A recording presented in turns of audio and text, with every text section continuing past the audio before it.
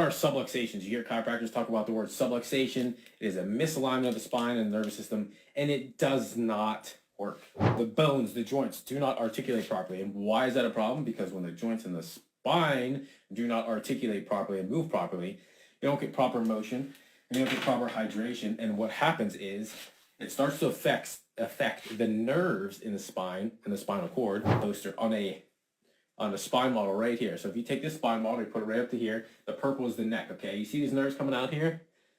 I'll show you up close. Those nerves that come out here, guess what? The ones up here, they go to your thyroid. They wrap around, go to your thyroid. The ones here that come out the skull, they go down to your vagus nerve. They control and coordinate all functions of the body. The most powerful pharmacy in the world is right here inside of your brain, brainstem. Thyroid. We're also talking about arms, numbness, tingling, headaches, migraines, seasonal allergies, autoimmune issues, okay? What I'll tell you right now is how I analyze these x-rays with a patient, okay? This is what we'll be doing with a patient. We take their x-rays, all right?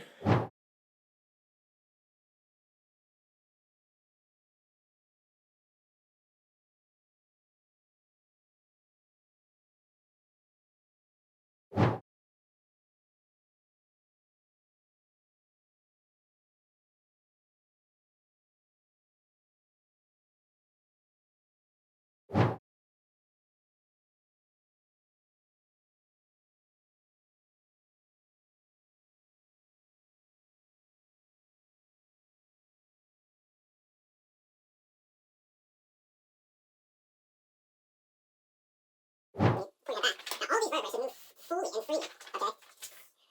Alright, there's some vertebrae, we'll line those up. Now we move back in extension. This one doesn't move. You see that this one moves. I wouldn't believe it. I'm not sure if I'm going to count that. I'll be honest with you, I'm not sure. This one lines up with this one, so this isn't moving. Then you line up this one. Okay, so that's starting to get some movement there, okay?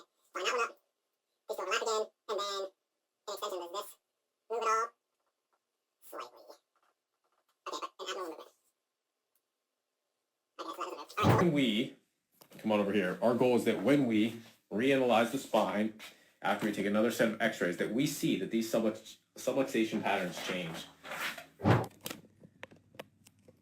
Perfect, okay.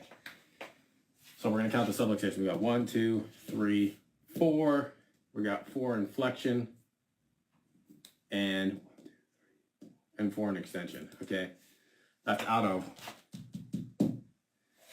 7 times 2 is 14. That's out of 14, guys. So 4 and 4 is 8. So that's 8 subluxations. So when we repeat these x-rays, what's going to happen is we're going to adjust the patient, okay? We're going to get their spine and their joints moving properly.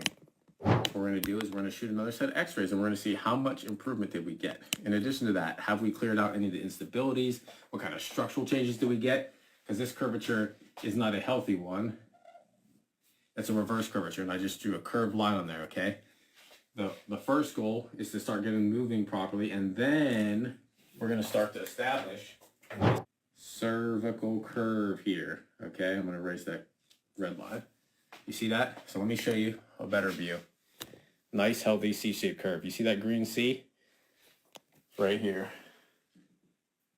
Boom, okay? So, but before you can get structural correction, you have to start to get movement. Before you can stabilize this and get this back to here, you got to get it moving properly, which is what we